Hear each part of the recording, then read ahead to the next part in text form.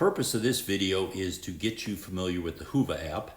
To do that, I need to use my iPad, so I don't have my high quality mic. I apologize, the sound isn't quite as good, but obviously you downloaded the Whova app, you have access, and this is what you will see on the home screen. So let's just go through some of the things that might help you. Obviously, the agenda will help you down at the bottom. And here you will see all the different agenda items, a couple of things you can sort by day, or it is listed by day, and then you can also filter by tracks at the top. So let's say I only want to see what's going on in stage 2. I can apply that, and this is all the stage 2 sessions. I can reset, apply, and then I'll see everything again. So that's how you see what's going on. You'll also notice on the prime rooms, we have sub-sessions, because if we included all the detail on all 9 prime rooms, it would overwhelm the agenda. So we have included hourly the prime rooms. If you want to see what's going on, you can look at the sub-sessions, and then you can click and you can get even more detail on what's going on in a session. Okay, that is the basics of it. Now, the other thing is you can do is, and I highly suggest this because there's so much going on, is you can create your own agenda. So let's say on Wednesday, you know you want to see this Dale Peterson's guy, his welcome and keynote. I can add that to the agenda. Now I can add a reminder, but just a fair warning, you're going to get a lot of reminders in your system. So when I use this, I do no reminder, and I remember my choice. But you can choose to remind yourself. And then you can ask, you can say, what do you want to get out of this session? I don't like to answer that, but I could post a question. So I could send a question to this guy, Dale Peterson, and I ask a question. Now the speakers, we encourage the speakers to answer questions, but there's no guarantee they will. So let me add one more session. Let's say I want to see operating with adversary supplied components. So I've selected 2 sessions. If you look at the top, there is a My Agenda, and here you can see everything you picked. So my suggestion for you is, if you get in early, have a little time the day before, you can look at the agenda and say, this is what I think I want to do. Now you can always change. When you select something, it's not like you're reserving a seat or you can't change your mind. This is just to help you plan your day. Let me go back to the full agenda. One thing that we do is for attendees, we also you'll see more detail on each session here. You can ask a question, you can answer a poll, you can you can chat. You can do a variety of things on here.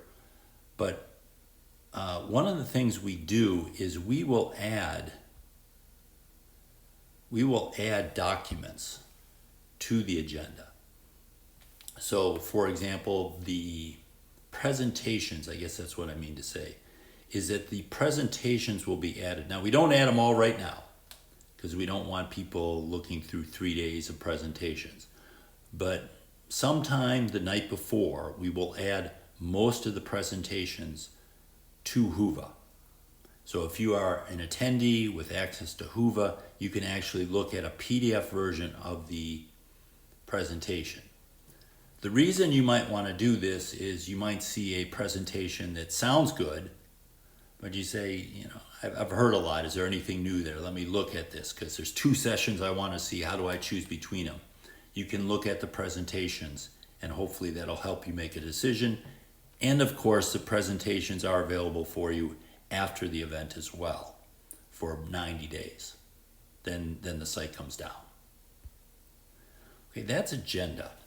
Let's go next. After agenda, we have attendees. This is where you can see all the attendees. You can look at their profile. Let's look at Jim Accord. So you can enter as much or as little information as you want in here. What we include is this basic thing when we register. We include name, title, company, location. So that's what's in there. Notice there is no contact information in there. So there's no email, there's no phone number. We don't even have your phone number, but there's no email address. And just to know, we don't share your email address with anyone. No sponsors get your email address.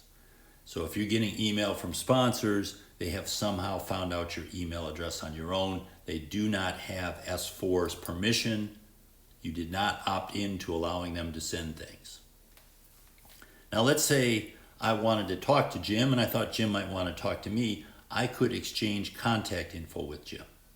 Now he has to agree to this, but if he does, you can do that.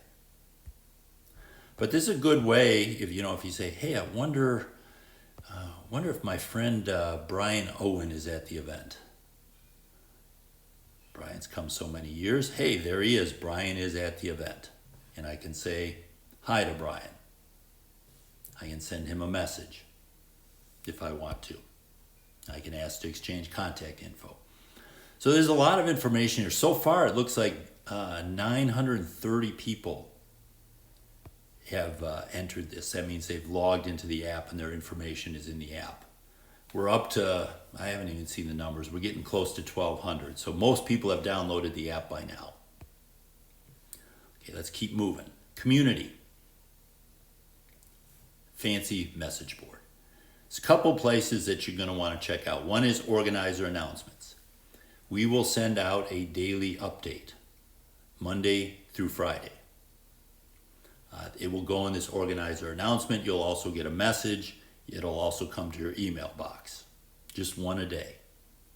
Now, if something is changed, let's say we have to change a session or the schedule is changed or who knows, anything happens that we feel like everyone needs to know, we will put that in the organizer announcements. You can also, if you have a question, ask organizers anything. Liz and Caitlin and I try to keep our eye on this and answer questions as they come in. Of course, you can always go to the S4 office on the second floor as well and ask. And then you will see people can put in any topics they want. So you could click this new button and create a new topic. Some of the topics are busy, others are not. If there's a topic that you want to follow, you can click on following. Looks like I'm following this one because I responded to it. So if I click on following, it's just going to have the topics that I've engaged with. So as soon as you send a response, you are added to the following category. But if I said, I really don't want to follow this one anymore, I can unfollow it. So that's the community tab. And then messages are just that. They're email messages, or not email, but app messages sent directly to you. We don't send many of those. If we're going to send something, we'll send it through organizer announcements. Let's go back to home. There's a few other things that you want to take a look at.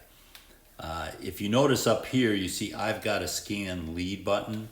If you are a sponsor, you are able to scan people's QR code. So just know if you let someone scan your badge's QR code, they will get your email address. That's the only way they'll get your email address from S4 is if you let them scan your badge. And that's why I have this exhibitor hub. Most of you who are not sponsors will not have this. Then there's a variety of things. Photos, we do encourage you to upload photos. We've got Miriam coming to the event, and she'll be uploading photos up here, but we'd like to see your photos as well.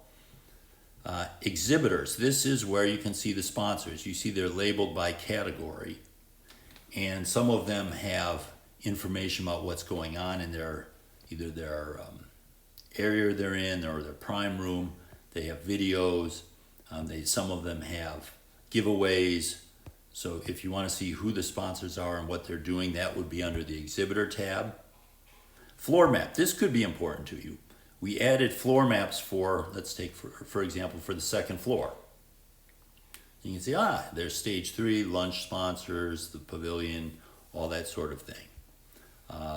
We also have the main stage on here and some other things. So if you want to find something, you can click on this floor map. So we're going to add a map also for the big party. We just haven't quite finished that one yet.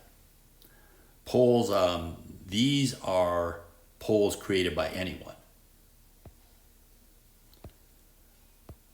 And a lot of these polls are related to sessions. Session Q&A, again, here you can ask a question of any sessioners. So that you could have done this through the agenda, or you could have done this via this question and answer. So it looks like I have a question asked, welcome back.